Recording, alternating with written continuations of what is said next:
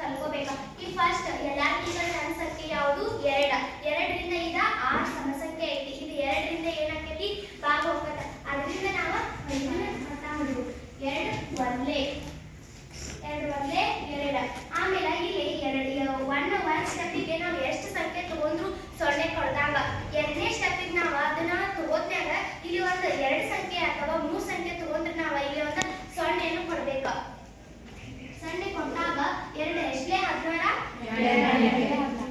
2 ಎಂಟ್ಲೆ 16 ಬರ್ತೈತಿ. ಮತ್ತ ಇದ 2ರಿಂದ ಭಾಗ ಹೋಗ್ತೈತೆ. ಅವಾಗ 2 ಎಷ್ಟು ಇಲ್ಲಿ 1ಕ್ಕೆ ನಾವು ಇದನ್ನ ಅಭಾಜ್ಯ ಅಪವರ್ತನ ಮಾಡುತ್ತೇವೆ. 1ಕ್ಕೆ 10 ತಗೊಂಡ್ರು ಅಂತ ಅವಾಗ 0 ಕೊಡ್ದಂಗ. 2 ಎಷ್ಟೇ 10 2 5 10. ಆಮೇಲೆ ಎಷ್ಟು ಉಳಿತು? 8 ಉಳಿತ. 2 ಎಷ್ಟೇ 8. ಆಮೇಲೆ ಇದೇನಕತಿ ಮತ್ 54 ಏನಕತಿ 2ರಿಂದ ಮತ್ತೇನ ಭಾಗ ಹೋಗ್ತತೆ. ಯಾಕಂದ್ರೆ 4 ಅನ್ನೋದು ಒಂದು ಸಮಸಂಖ್ಯೆ. ಅದೇನಕತಿ 2ರಿಂದ ಭಾಗ ಹೋಗ್ತತೆ. 2ರೊಳಗ 5 ಇಲ್ಲ. 5ಕ್ಕಿಂತ ಸಣ್ಣ ಸಂಖ್ಯೆ 4. 2 2 4. ಅವಾಗ ಏನ 5ರಾಗ 4 ಎಷ್ಟು ಉಳಿತತಿ? 1 4 ಎಷ್ಟಾಯ್ತು? 14 ಆಯ್ತು. 2 7 14. ಆಗ 7 ಅನ್ನೋದು ಒಂದು ಸಮಸಂಖ್ಯೆ ಅಲ್ಲ, ಅದು ಒಂದು ಬೆಸ ಸಂಖ್ಯೆ.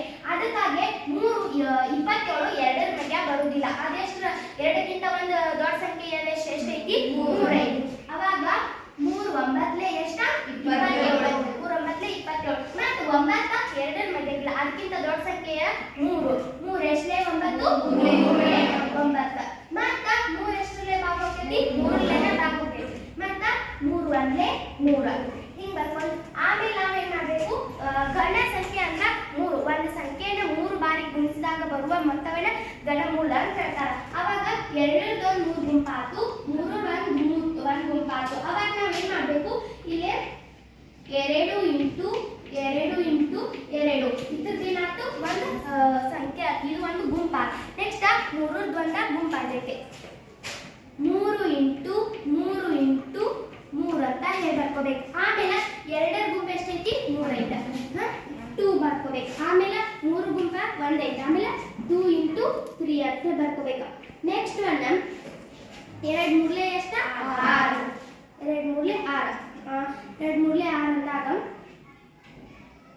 216.